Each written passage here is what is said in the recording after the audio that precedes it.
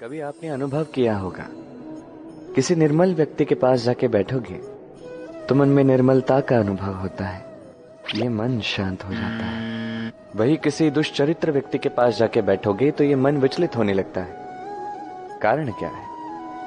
कारण ये है कि जो व्यक्ति निर्मल है वो सब में निर्मलता बांट पाता है। जो हमारे भीतर होता है वही हम सब में बांट पाते हैं। यदि आप इस संसार में शुभ बांटना चाहते हैं तो पहले शुभ ग्रहण कीजिए, उसे अर्जित कीजिए। इस संसार में ज्ञान की शक्ति प्राप्त कीजिए और वही ज्ञान की शक्ति इस संसार में बांटिए। शांति बांटिए, संतुष्टि बांटिए, क्योंकि संसार में जो बीज बोओगे वही फल तो पाओगे, जो दोगे वही लौट कर आएगा। इस संसार में ज्ञान बांटिए, शांति बांटिए, संतुष्टि बांटिए। इस संसार में प्रेम बांटिए और इसी प्रेम के साथ कहिए राधे राधे। चलिए आपसे मैं एक प्रश्न पूछता हूं। इस संसार में आने से पहले क्या आपने ये प्रश्न पूछा था, क्या ये सोचा था कि मेरे बिना ये संसार कैसे चल रहा है? नहीं सोचा। तो आपको इस बात की चिंता भी नहीं करनी चाहिए कि आप जब इस संसार से चले जाओगे तब क्या होगा। आप जब नहीं थे तब भी ये संसार चला, आप जब इस संसार से चले जाएंगे तब भी ये संसार चलेगा। यदि किसी बात से अंतर पड़ेगा तो वो है आपके आज के वर्तमान के कर्म।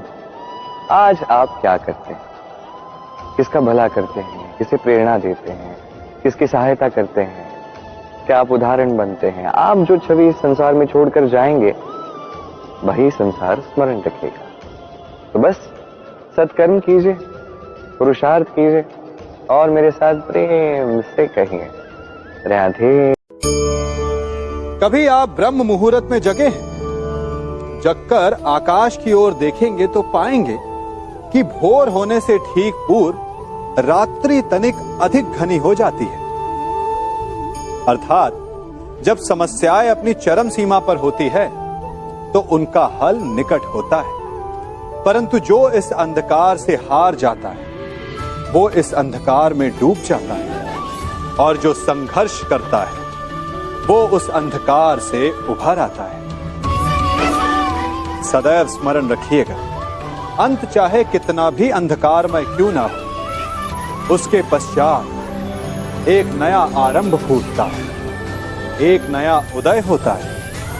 चक्रवात के पश्चात जो शांति छाती है उसके पश्चात प्रारंभ होता है शुभ जीवन का, शुभ भविष्य का, शुभ नव प्रारंभ का। स्वीकारण, सत्य का स्वीकारण मनुष्य के लिए बहुत ही महत्वपूर्ण है। जब तक मनुष्य सत्य को स्वीकार नहीं करता उसे असत्य से लड़ने की शक्ति प्राप्त नहीं होती। जब आप भोजन करते हैं तो क्या होता है?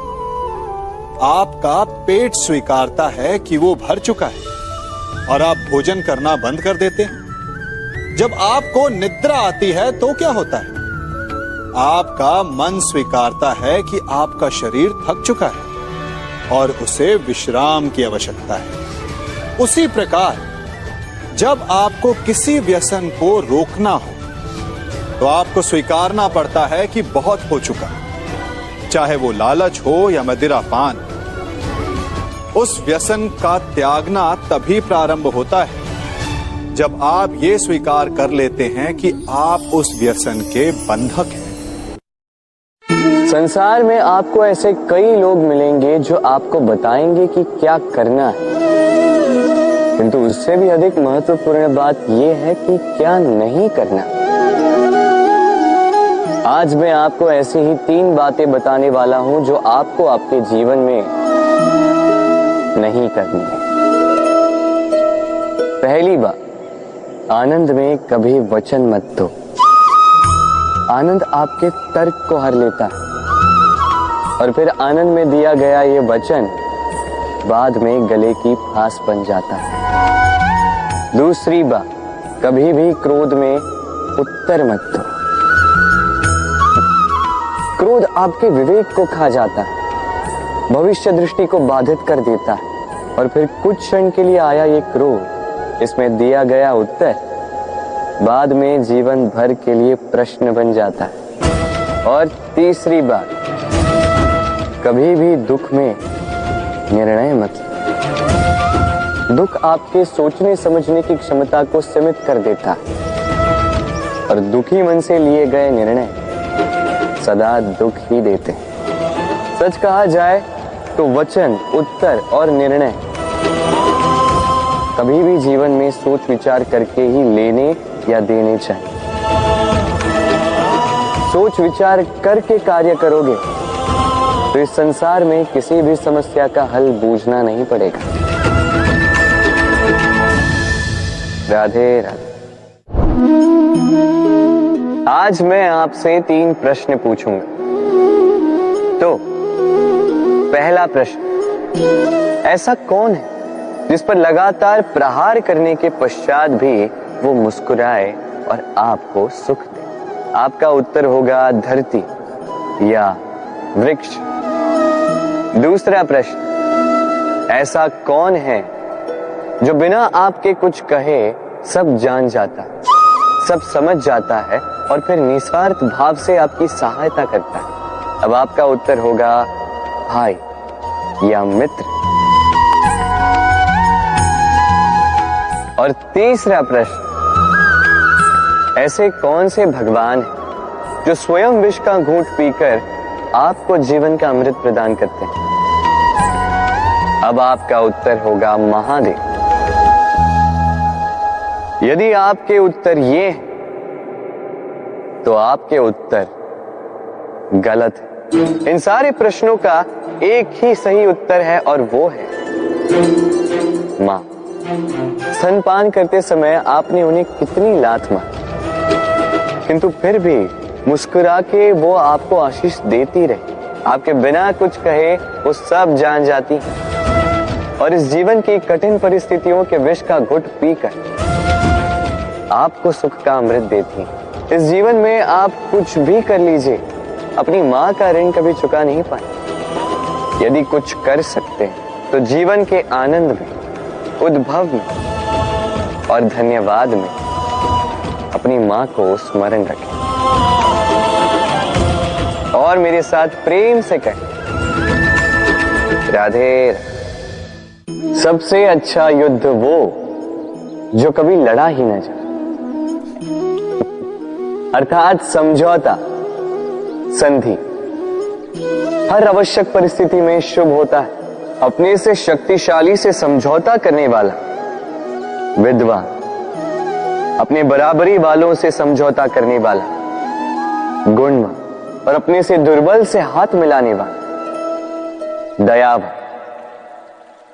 एक युद्ध आपको कई सारे शत्रु दे सकता है, किंतु एक समझौता आपको एक मित्र दे सकता है। इसलिए मुट्ठी तभी थामिए जब युद्ध को टालना असंभव हो जाए, अन्यथा हाथ बढ़ाकर मिलाइए, क्योंकि मिलने में सुख है, जलने में नहीं। राधे राधे। गिरने में कोई आपत्ति नहीं, बस गिरो तो उस बूंद की भांति जो इस संसार को नया जीवन देती, और उस उठने में भी कोई अच्छाई नहीं जिसमें किसी और के कांधों पर पाव रखकर उठा जाए। अपने अस्तित्व को खोने में कोई बुराई नहीं, और उस बीज की भांति जो एक नए वृक्ष को अस्तित्व में लाता है, परंतु उस अस्तित्व को बनाने का भी क्या लाभ जो किसी और के स्वप्न को बिखेर कर बने।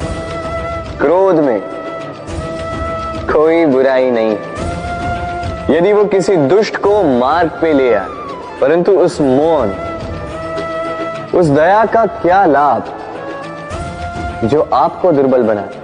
अर्थात अच्छा या बुरा कर्म नहीं होता, बस वो कब, किस स्थान पर और कैसे किया जाए, वो निर्णय अच्छा या बुरा होता। यदि सही समय पर करो तो वो गुण है, अन्यथा वो घुन जो भीतर तक आपको खाता जाए। राधे राधे। मनुष्य सदा सोचता है फल के विषय में, कि मैं जो करने जा रहा हूं उसका फल क्या होगा, उसका परिणाम क्या होगा। पर इसकी चिंता क्यों? क्योंकि कर्म यदि शुभ हो तो परिणाम बुरे हो ही नहीं सकते। शुभ की इच्छा से कार्य करने वालों को फल की चिंता कैसी? जो फूल बेचते हैं उन्हें कभी कभार कांटे अवश्य चुभ जाते हैं, किंतु सुगंध उनके हाथों में रह ही जाती है। हीरे की खोज में कोयले की खान में उतरे व्यक्ति पर कालिख भले ही लग जाए, किंतु हाथों में हीरा अवश्य लगता है। इसलिए शुभ भावना से कर्म कीजिए, परिणाम भी शुभ ही होंगे। तो प्रेम से राधे राधे। अपने मन के पास आने के लिए सबसे दूर जाना ही होता है। दूर सबकी दृष्टि से, दूर हर उस बंधन से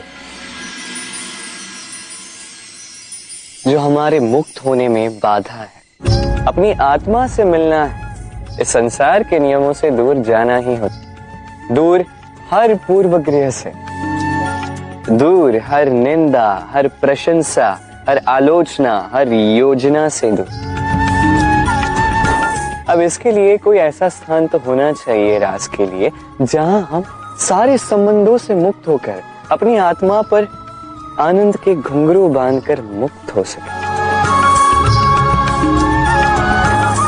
मुग्ध हो सकें, स्वच्छंद होकर जीवन ताल पर पूर्ण ऊर्जा से नृत्य कर सकें, सबसे दूर। किंतु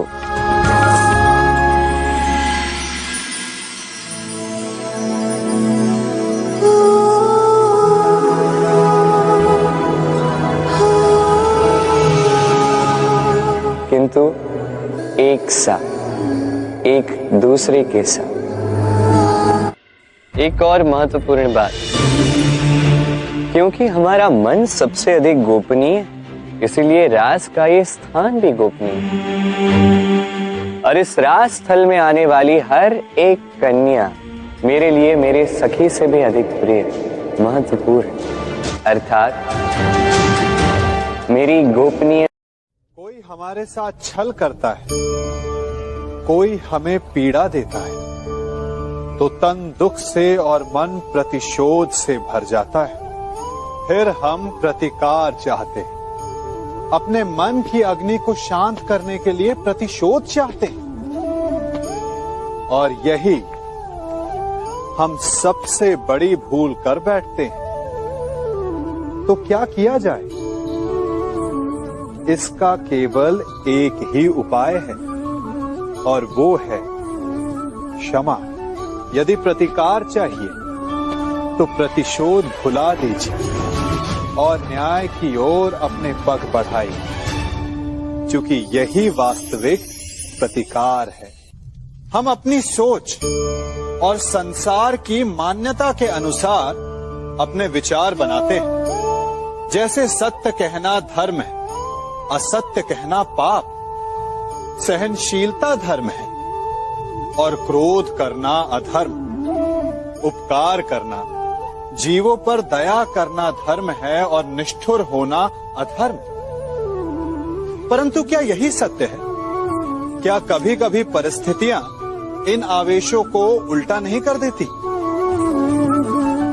करती है। यदि इस संसार में कुछ धर्म है, कुछ पुण्य है, कुछ महान है, तो परिस्थिति के अनुसार चलना। जटायु स्मरण है आप सबको, वो जिन्होंने रावण पर क्रोध किया था, उस पर आक्रमण किया था। उस समय जटायु का क्रोध पाप नहीं था, धर्म था। इसीलिए अंत में उन्हें भगवान राम की गोद मिली। और कुछ ऐसे भी होते हैं जो धर्म को सहनशीलता समझकर हर अन्याय को सहते हैं और अंत में वो बाणों की शैया पाते हैं। यदि कोई पशु या व्यक्ति अकारण आक्रमण करके किसी निर्दोष के प्राण लेने की चेष्टा करे तो उसके रक्षा हेतु उसका वध कर देना पाप नहीं, समय की मांग है। क्योंकि आक्रमण भी आत्मरक्षण ही है। यदि किसी दुष्ट की सहायता करने से सामान्य मनुष्य को कष्ट पहुंचे, पीड़ा पहुंचे, तो उसे सहायता ना देना ही धर्म है। अकारण क्रोध अस्वीकार्य है, परंतु यदि क्रोध से कुछ शुभ हो, पाप बाहुभीत हो, तो क्रोध और दंड भी धर्म ही है। स्वीकारण, सत्य का स्वीकारण मनुष्य के लिए बहुत ही महत्वपूर्ण है। जब तक मनुष्य सत्य को स्वीकार नहीं करता, उसे असत्य से लड़ने की शक्ति प्राप्त नहीं होती। जब आप भोजन करते हैं तो क्या होता है? आपका पेट स्वीकारता है कि वो भर चुका है और आप भोजन करना बंद कर देते हैं। जब आपको निद्रा आती है तो क्या होता है? आपका मन स्वीकारता है कि आपका शरीर थक चुका है और उसे विश्राम की आवश्यकता है। उसी प्रकार जब आपको किसी व्यसन को रोकना हो तो आपको स्वीकारना पड़ता है कि बहुत हो चुका, चाहे वो लालच हो या मदिरापान। उस व्यसन का त्यागना तभी प्रारंभ होता है जब आप ये स्वीकार कर लेते हैं कि आप उस व्यसन के बंधक हैं।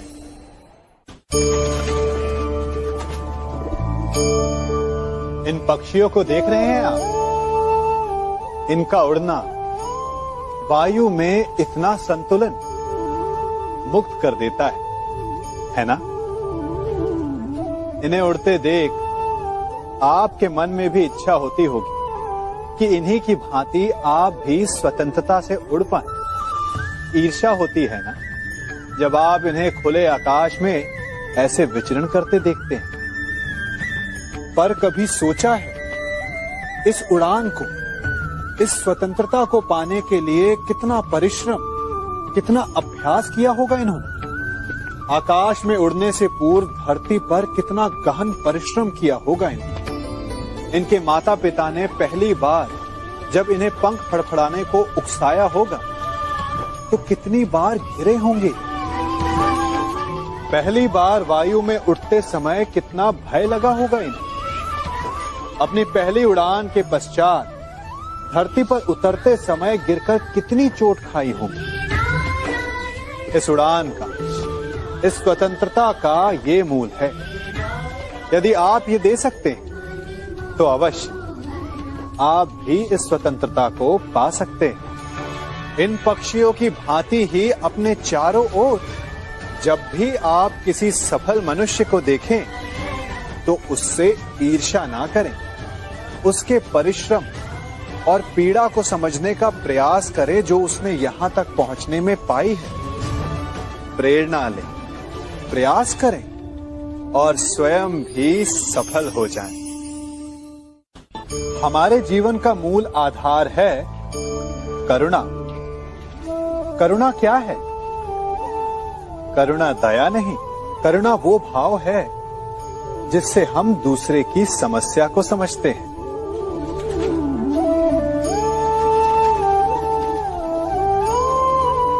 उसकी कठिनाई को अनुभव करते हैं। इस संसार में सारे संघर्षों का मूल है एक दूसरे की परिस्थिति को ना समझना, और इस समस्या का हल है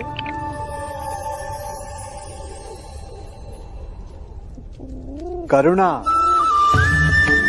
करुणा किसी पशु पक्षी के प्रति हो या किसी मनुष्य के प्रति, ये आपके जीवन में कलेश और संघर्ष जैसी भावनाओं को दूर रखती है।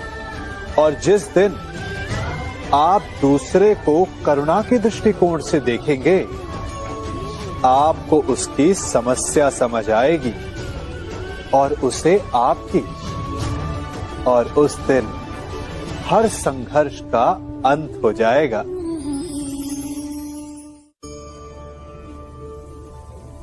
कभी सोचा है हमारा जीवन भी उस रेत की घड़ी की भांति है। जो रेत नीचे गिर चुकी है वो हमारा अतीत है, जो अब भी ऊपर है वो हमारा आने वाला भविष्य है, और वर्तमान ये संकुचित स्थल है जहां से धीरे धीरे करके रेत गिर रही है। अर्थात हमारे पास जीने के